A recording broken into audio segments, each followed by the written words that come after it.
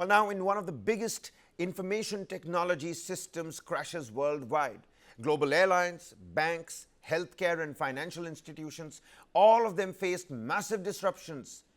The disruptions continued for hours, which was caused after an update to an antivirus program operating on Microsoft Windows.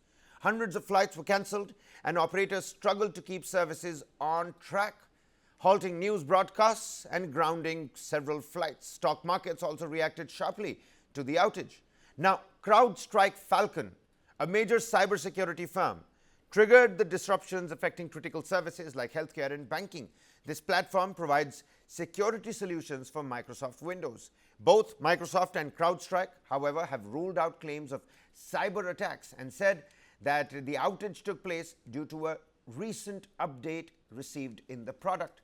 Now, Microsoft said that the underlying cause for the global outage has been fixed, but the residual impact of cybersecurity outages are continuing to affect some Office 365 applications and services. Meanwhile, back at home in India, over 200 flights were cancelled by various airlines, with IndiGo alone cancelling about 192 flights due to the outage.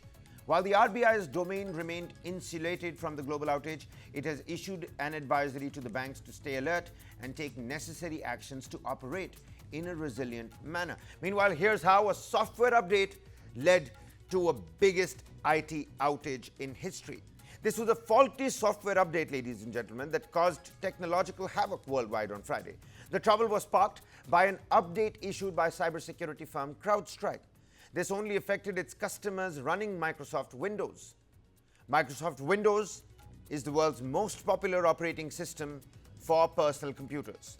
Now, CrowdStrike claimed it was not the result of hacking or a cyber attack. Meanwhile, Russia, which is facing sanctions from the West due to its war in Ukraine, boasted on Friday that Moscow was spared the impact of the global IT systems outage. Well, they've been using Linux, one of competitors of Microsoft.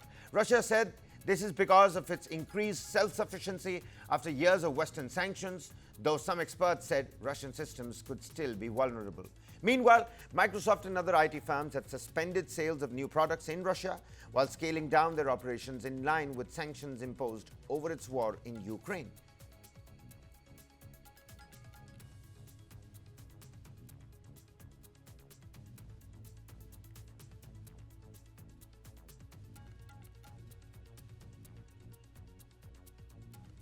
Say our flight isn't on the board, but besides that, there's no difference.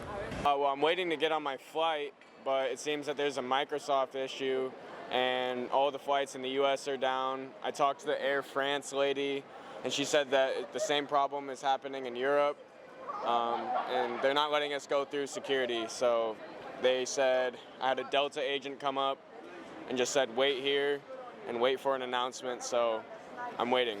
I am kind of arrived in Honolulu and then transfer to San Jose.